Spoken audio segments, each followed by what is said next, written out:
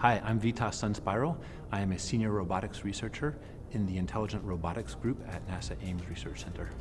Our NIAC project is to create this super ball bot, an exciting new type of robot that's built out of a tensegrity structure. That's a tension network where all the continuous structure is cables and tensions, and there's individual rods and pieces that are hold it all together. The point of this is to create a landing system that can both act like an airbag. It comes down, it's compliant, it can bounce, and then once it's landed, that very same structure can roll and move and creates mobility on the surface. So now instead of having two separate structures, an airbag you use once and then wheels or other means of mobility, you've combined that to one system. So that saves you mass.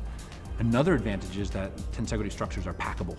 You can collapse them because you can reel into coils, and so you can make it into a smaller, compact structure for launch, for getting to whatever planetary or moon that you're going to explore.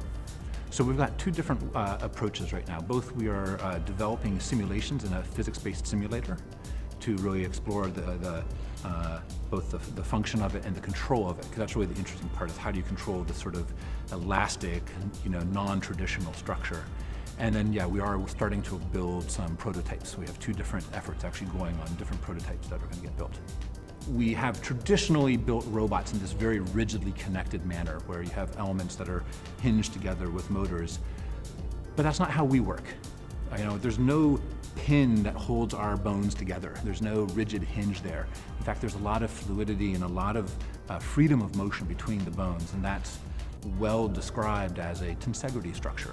The specific NIAC proposal that we have for the super ball bot, for the landing structure, it looks more or less like a sphere.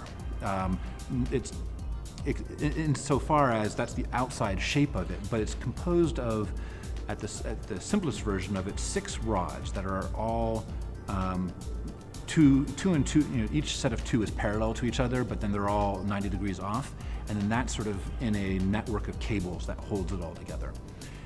In the middle of which then is the payload, where we have the science instruments and the power and the computing is held in there, and that's all held by cables suspended in this sort of shell. The ultimate goal of the Super Ball Bot project would really be to have some conclusive demonstrations that this is a compelling architecture for exploration. The benefit of the NIAC program is it really brings validity and support to innovative new ideas. When you integrate many fields, you look like an outsider for any one of those fields, and most funding follows the well-known, well-established bodies of knowledge. So if you want to innovate and disrupt and bring ideas together from many fields, it takes special programs like this who can really see the gems of new ideas and let you run with them.